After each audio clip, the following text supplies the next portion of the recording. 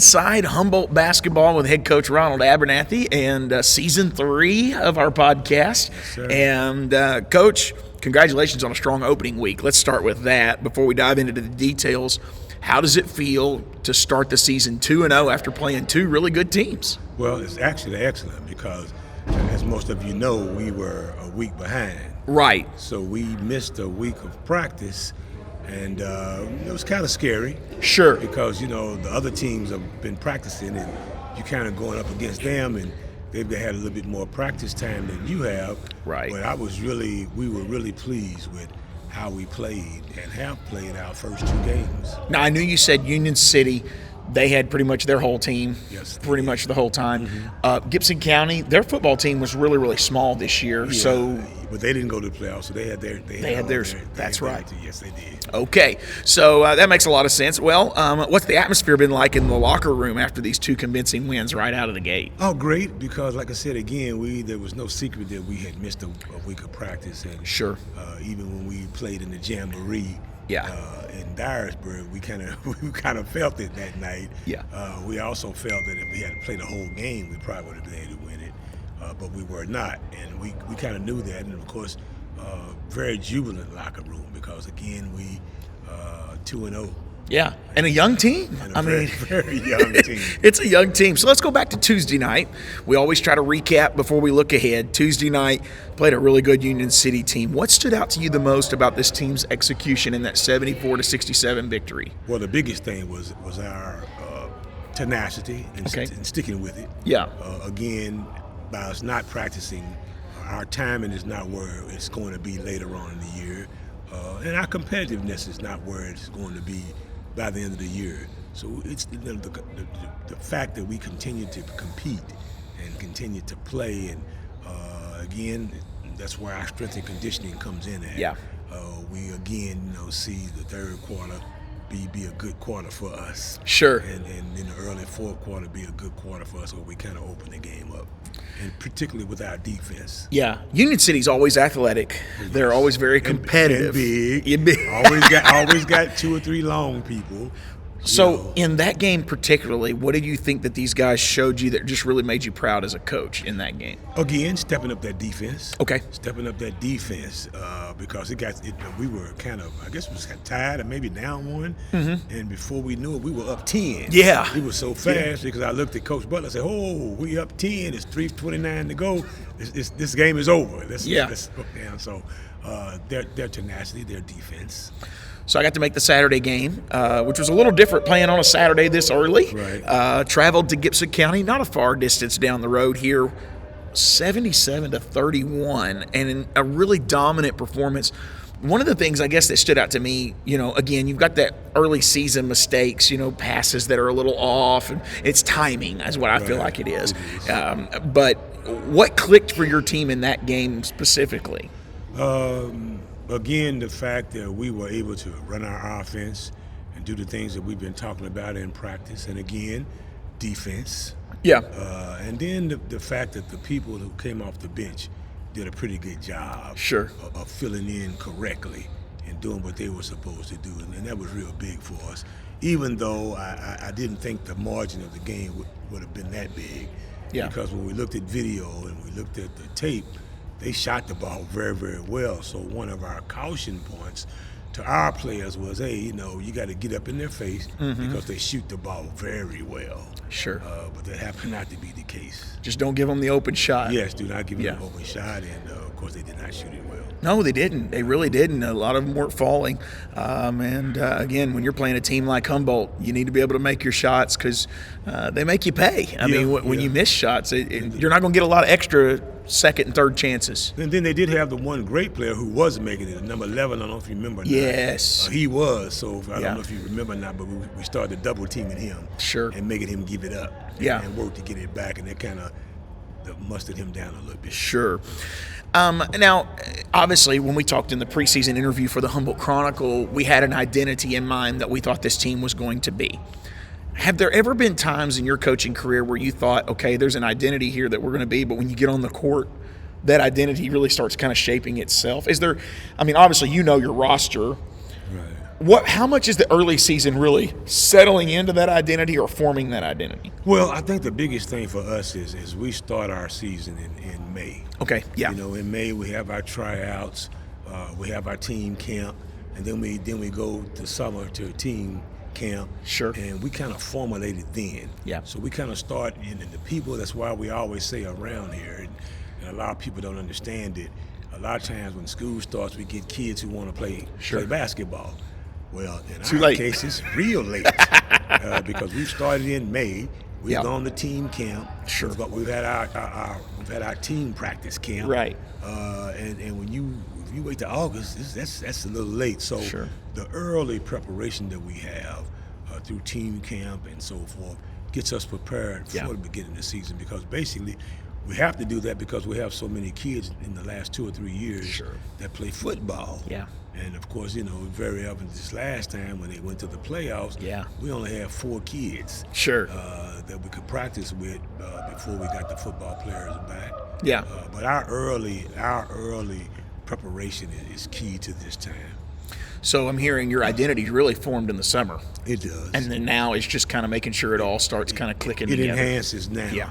But in the summer, it pretty much clicks together. And again, you don't know how many kids, when school starts, come to say, "Oh, I want to play basketball." Yeah. And not only myself, but my coaches are my kids. Yeah. Because some of the kids would say to our kids, "Oh, I'm gonna play basketball," and they're kind of like, "Wait, oh man, you're a little late, man. You're gonna have to wait till next year. You're shooting for the next season. That's right. Yeah. Well, you got Covington tonight coming into Thomas Ray Boykin Gymnasium. They're, from what I've done a little research on, they're long. They're going to be athletic. They're always well coached. So what are the key things that you want from your team in this matchup tonight? Again, to just build on what we've done in our first 2 games. We'll be looking to run our offense efficiently. But we were looking to show up that defense. Yeah. And of course, that's how we want to win our games, is defense first. And then that comes with easy offense. It's real nice if you're hitting the shots most of the times. Now we probably rely on 3-point shots more than we have in the past. Okay, so what we need to do now is play defense so we can get that easy shot and then be in rhythm. Yeah. For the time that we will need that 3-point shot in rhythm. Sure. You get the turkey and the dressing, all of that out of the way, and then you head to Memphis. Yes, we do. How many years have you been to that tournament? It's the Jerry Peters Turkey Classic. This is going to be our 3rd year in a row. I was going to say 3 or 4 years, but I didn't want to step out there too far. You got some good teams to face up there too. When you go to Memphis, it's just a different type of basketball. We've talked about that before, and it really prepares you for really state tournament. You can kind of pull back from that. Oh, it does. What kind of challenges do these teams present, and how do you emphasize that in practice? I know, again, you got to do what you do well, but how do you prepare them for what they're going to see? Well, the biggest thing for us is making sure we're doing what we're supposed to do first. Sure. Okay? But naturally, when you go to Memphis, you're going to get athletic teams. Yeah. Most of the times they're going to be a little bigger than we are. All right. Okay, but again, that prepares us for later in the season, and that's why we schedule those kinds of teams and go to Memphis, as opposed to getting teams that we're going to beat by 30 or 40 points. We get nothing out of that. Yeah. As a matter of fact, I just do not like playing those teams that you're going to beat and drum, because you get nothing out of it for no one. Sure. Even in this tournament, when we play, even the opportunity to play this kind of talent is good, not only for our starters, but for those people who are trying to prepare. Sure. That's a 6th and 7th and 8th player, so they can see what competition is like and know and understand what they need to do to get prepared. You've got Briarcrest and Christian Brothers. How did those opponents get selected? Is it a random draw? No, I guess they pretty much placed them with us. Okay. And a lot of times, in all honesty, what I've noticed, I've run into is those teams want to play teams that are good. Sure. So, and I think our reputation kind of precedes itself. Yes, sir. That Humboldt going to play you hard. They're going to play you tough. Yeah. So a lot of times they want to play us. And, just from being at the state tournament last year and kind of walking the halls, and you get to hear a little bit as media, you're walking down through there, yes, they prepare you, but they look at you just as much as preparing them, Yeah, they do. And so Humboldt has respect on the state level. Yes. Man, I wanted to kind of approach this week, too, a little different because it's a rare week that you play 3 games. Right. So as a coach, how do you balance keeping guys fresh, managing rotations, and then also still pushing that pace and making sure that identity is forming before you get to district play? Well, again, here at this time of the year, we are actually trying to prepare for the end of the year. So we have our 5 starters. Okay, yes. Okay, but we're also in the process of preparing number 6, number 7, number 8, Yeah. and hopefully a 9th player. Yeah. So we use them. If you notice, we use them. Yeah. We just don't go 5 up and gut it out. We try to use number 6, 7, 8, and 9 as much as we can. So in the long term, that prepares them for district and region. By the time we get there, they're tested, which I think is another key for us, is that we can go a little deeper than most teams, especially in single A. Right. 2 games in. Is there a couple of players that you feel like really have took a step forward already this year? Oh, definitely. Yeah. JG, Jakevious Graves, as we call. Yes, senior. But we knew he's always been a great player and a good player, but he just had people in front of him that he had to deal with. Yeah. Now it's his time, and he stepped up beautifully both of the games. Well, and speaking particularly on him, the day the Humboldt Vikings were going to Memphis to play in the football playoffs, he was the one I saw in the gym with Butler. Yes. He was putting in his time. Oh, he didn't just take anything for granted. No. And it's showing. It's paying off. He has put in the time. He has put in the time with Coach Butler. Yeah. And again, I've always said this, and I still say this, and everybody knows that Marcus played for me. Yes, sir. Marcus Butler is probably the best player developer that I've been around. One of the best. And I tell our kids all the time, absorb what he tells you, because he knows what he's doing. Sure. And he played that way. Yeah. Okay. And then for 12 years he's coached that way. Sure. So I tell our kids all the time, pay attention to him, and he has worked diligently. Yeah. We call him JG again. Sure. He has worked diligently with him, and now he showed. That's incredible. And of course, Darian Teller. He got up and got a dunk Saturday, didn't he?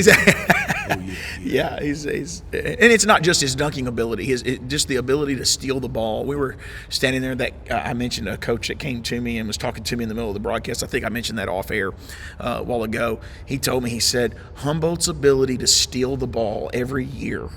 He said that's just one of the things going in. You've got to protect the basketball because they're quick to swipe the ball without getting a foul. Right. And it's coaching. Right. Obviously, that teaches that. Oh yeah, we'll take that. But no, and again, we emphasize that. Sure. We emphasize defense. We emphasize a clean takeaway.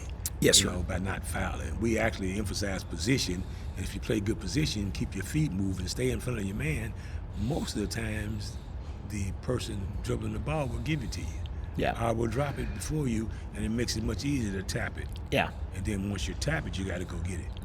And just like your teams trusting their players, they're not trying to steal it all the time to themselves. Right. I notice them popping the ball up because they know their players are going to run to the ball. Right, which is what we teach. Yes, sir. We teach that, also is that, you're playing defense, and that's why we talk about help defense. Yeah. If you're helping correctly, if that man in front of you tips the ball, then you should be able to turn and get it. Yeah.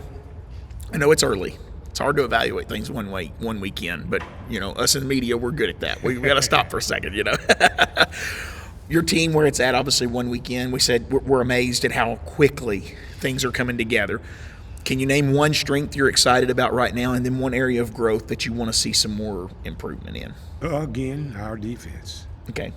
And naturally, I would want to see us improve on our Sure. defense, but our defense, and naturally, I want us to be able to run our offense to better perfection. Yeah. So to get a better shot, so we don't have to rely heavily on the three-point shot. So we've done about 15 minutes of serious basketball talk. Let's have a little fun before we get done. All right. Let's go just kind of being a little nostalgic. You've had an incredible coaching journey. I mean, we're gonna go to LSU first, and maybe next week we'll talk about maybe your Kentucky days, and just kind of get some stories here. For listeners who might not know, obviously you shared some time there with Coach Brown at LSU. How old were you when you were at LSU, and what brought you to LSU? How did you get there? When I went to LSU, I was 24 years old. Incredible. 24 years old. This week I had a couple of people asking me because, about my career, and they were like, Sure. Coach, how old were you when you started coaching? And I actually was 21. It's incredible. I actually had a job before I graduated from college because I did my student teaching in my hometown. Okay. And the principal at the school was my principal in high school, and he offered me a job after my student teaching. And of course, I was 21 years old when I got my first coaching job, and was blessed enough.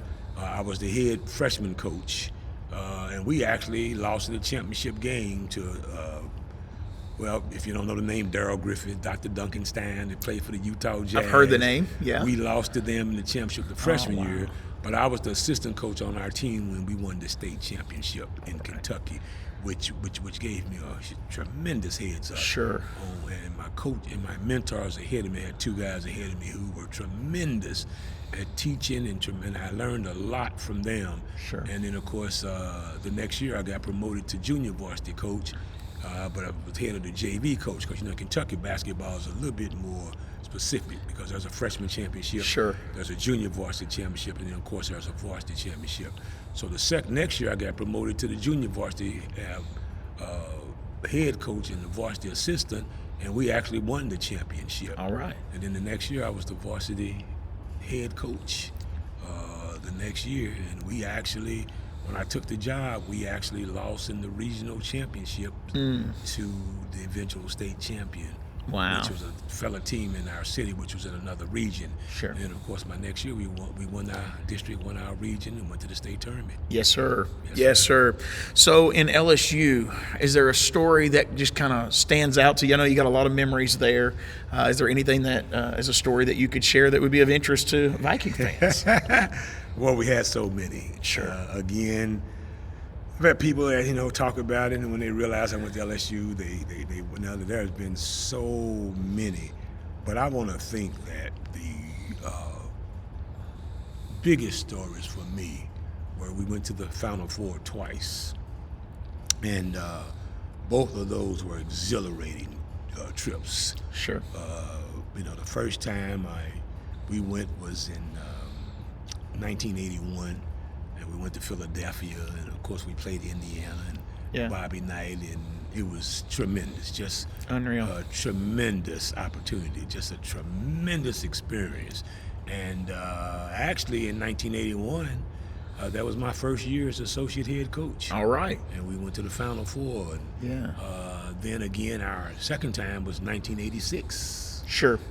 We went back again, and of course again it was a great opportunity in our second time. And then we actually, the next year in 1987, we lost on the last second shot to Bobby Knight in Indiana. Oh, man. In order to go to the Final Four, which was in New Orleans. So my Final Four trips were tremendous, but also we had some tremendous times. We actually won 4 SEC championships while I was there. Okay. And then we won an SEC tournament championship by beating Kentucky. Wow. In Birmingham, and it was just off the chain. Sure. Exhilaration, and after the game was over with, just and I'd really be honest, up all night, partying all night.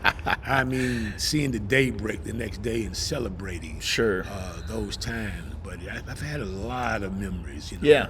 A lot of great memories at LSU, and not looking back because, I was actually 6 times the NCAA assistant coach and recruiter of the year. Oh, wow. So just had awesome success there. Lots of memories. Young. Yeah, And lots of pretty memories. young, That's great.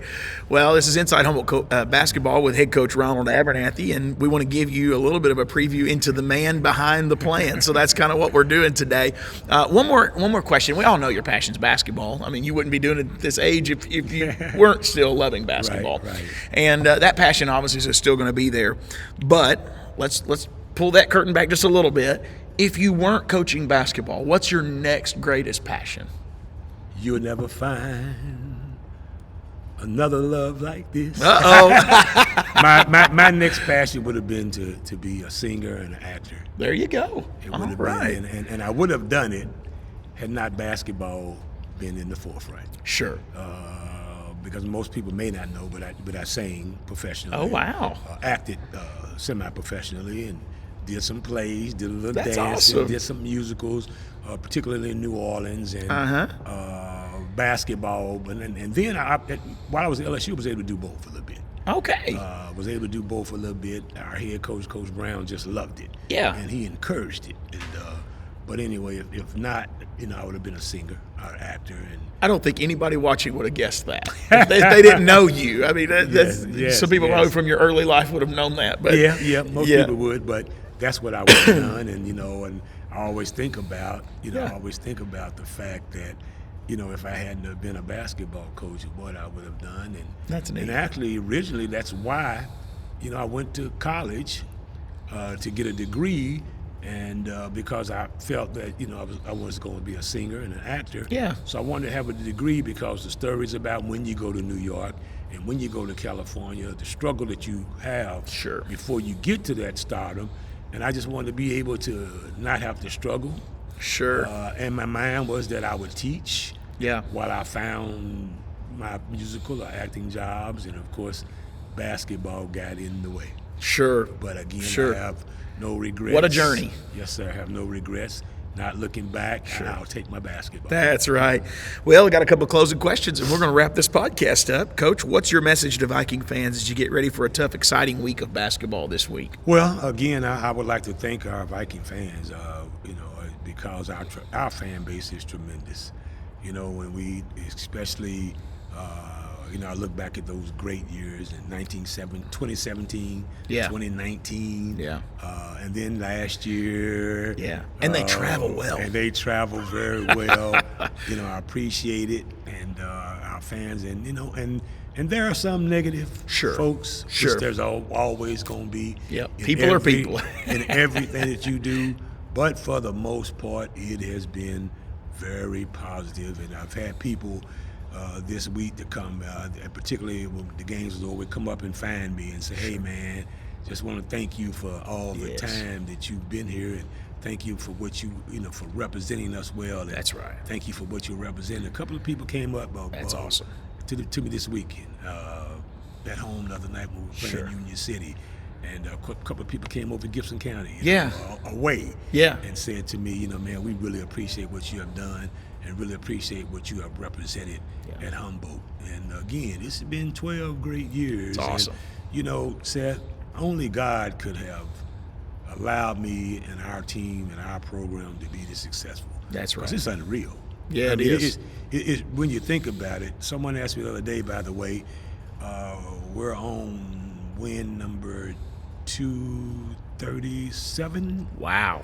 Okay, and somebody said, "What?" And I was like, we told him, I said, Coach, how many games, and I knew it because, we know this is my last year, and we've talked about it, but we're on win number 237. It's incredible. And, of course, George Yarbrough always talked about how it took Tony Brown at Northside 22 years to get 200 wins, and we got him in 11 years. Yeah, and we're in 12th now. That's crazy. Year, and just the success, Seth, we've my coaches yesterday told me, I think we've been undefeated in a regular season district 6 times, I believe he said. It's incredible. We've won 3 district tournament championships. Wow. We won 3 regional tournament championships.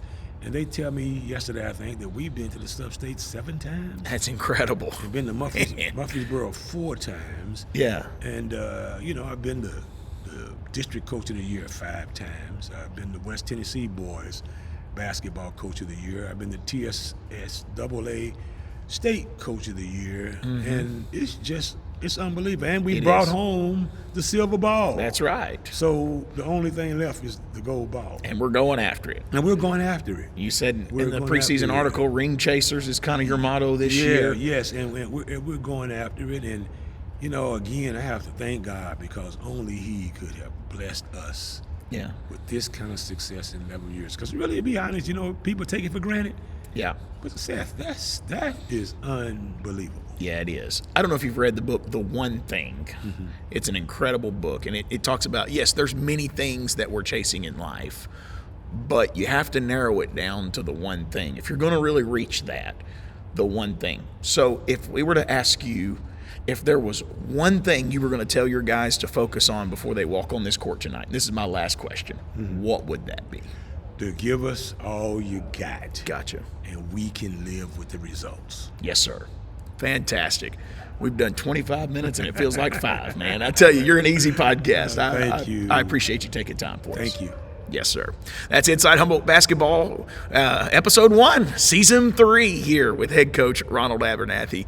Go to Humboldt tonight and watch them play Covington. It's going to be an exciting night of basketball. Girls action starts at 6 o'clock, and the boys will immediately follow. Thanks for watching.